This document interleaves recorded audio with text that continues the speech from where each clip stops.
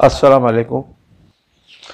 निहाल साहब की ज़िंदगी में तो मैं 1972 से उनको बहुत अच्छी तरह जानता हूँ और माशाल्लाह अभी तक का उनसे उनके इंतकाल से कबल तक था मेरी उनकी मुलाकात होते रहती थी। और गाए बगाए शहर के मसाइल जब भी कुछ भी खड़े होते थे तो निहाल साहब मेरे पास भी आते थे, कुछ बातों को जानना चाहते थे, कुछ मशवरा देना चाहते थे, कुछ मशवरा लेना चाहते थे। ये सब चीज़ हमारे यहाँ चलती थी। और जब तक वो उन्होंने सियासत में आखिरी तक जब तक भी उन्होंने मेरे कांटेक्ट में रहा है तो मैं उनको कभी भी कहीं पे भी गलत नहीं पाया और सियासी तौर से भी वो कभी किसी को नुकसान पहुंचाने की कोशिश नहीं किए।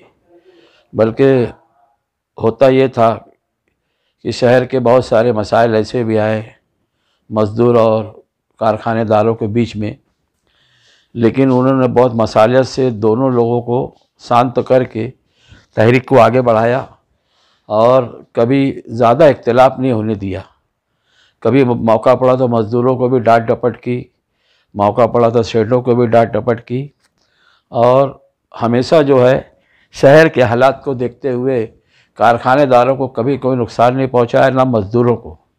दोनों के लिए हमेशा उनका तवाज़ुन बराबर रहा है। और इसी तरीके से हमारे जो और भी मसाइल है सियासी तौर पे, यहाँ से लेके मंत्रालय तक का, उन्होंने अपनी बात मालेगांव के ताल्लुक़ से हमेशा रखी है। बहुत सारी बात उस वक्त लोगों को समझ में नहीं आती थी कि भाई निहाल साहब क्या बोल रहे हैं, लेकिन बाद में मालूम पड़ता था कि यार वही सही थे। ऐसे बहुत सारे वाक़यात हैं उनकी ज़िंदगी से जुटे हुए। तो ऐसे बहुत सारे मामलात में मैंने उनको परखा हूँ।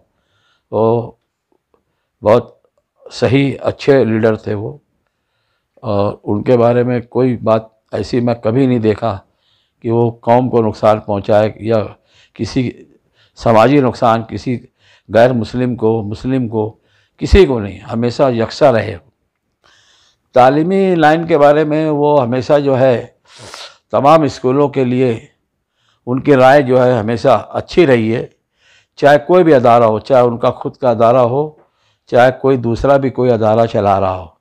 मैं हमेशा जो है मालेगांव स्कूल के ताल्लुक़ से उनसे मशवरा किया। जब तक भी वो सेहतमंद थे तो मालेगांव स्कूल में उनका आना जाना था, जबकि वहाँ कोई ज़िम्मेदार नहीं थे। लेकिन हमेशा जो है वो स्कूल के भलाई के लिए बहुत काम की।